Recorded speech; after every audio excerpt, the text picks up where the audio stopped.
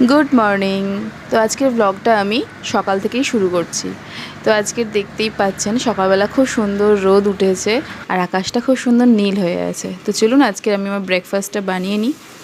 তো ব্রেকফাস্টে হচ্ছে আজকের আমাদের ফ্রায়েড নুডলস, ম্যাগি নুডলস। তো তার জন্য ম্যাগিটা আমি আগে থেকে বয়েল করে রেখেছি। আর তেলের মধ্যে কোনো সবজি সেইভাবে দিইনি, শুধু পেঁয়াজ আর গাজর দিয়েছি। এটা একটু ফ্রাই হয়ে গেলে এর মধ্যে ডিমটা দিয়ে দেব, দিয়ে ম্যাগি মশলাটা দেব, দিয়ে একটু কষিয়ে নিয়ে বয়েল ম্যাগিটা দিয়ে দেব, হয়ে যাবে। খুব ঝটপট হয়ে যায় আর খুব সুন্দর খেতে হয়, খুব টেস্ট।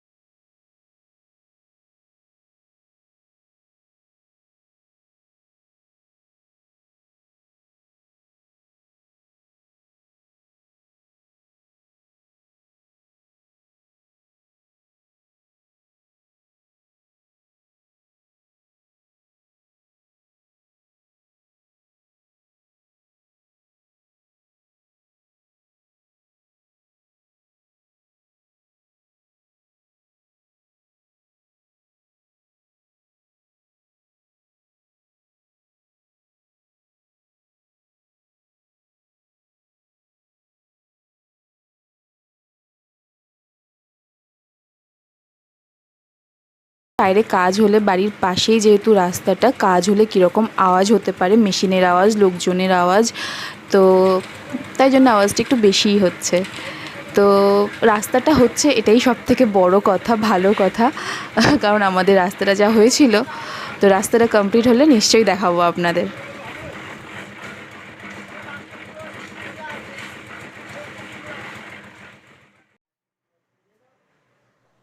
তো এখন চলে এসছি আজকের লাঞ্চ বানানোর জন্য। তো আজকের লাঞ্চে হচ্ছে আমাদের লোটে মাছ আর চারাপোনা।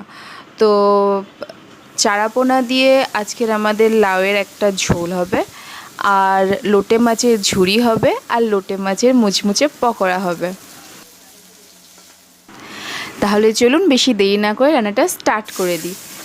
তো লাউয়ের ঝোলের জন্য প্রথমে মাছগুলো তো ভেজে তুলে নিয়েছি, তারপরে ওই তেলের মধ্যেই কাঁচা লঙ্কা আর কালো জিরে ফোড়ন দিয়েছি।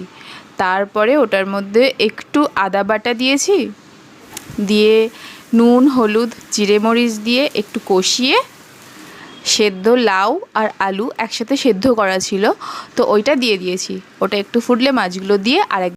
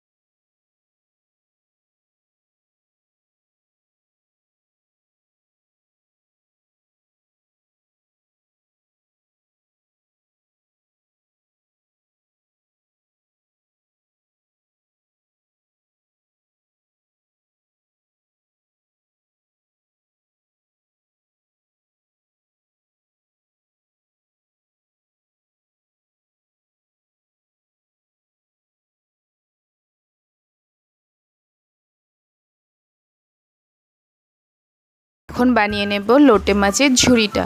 তো লোটে মাছের ঝুড়িটা বানানোর জন্য সবার প্রথমে তেলের মধ্যে একটু রসুন দিয়ে নাড়াচাড়া করে নেব। কেন রসুনটা একটু ফ্রাই করে নেব, কেন কি লোটে মাছের একটা আলাদা স্মেল থাকে, আঁশটে গন্ধ থাকে।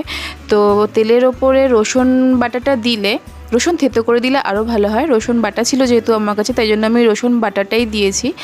তো দিলে ওই আঁশটে গন্ধটা আর থাকে না তরকারিতে। তো ওটা রসুনটা একটু ফ্রাই হয়ে গেলে ওটার মধ্যে আমি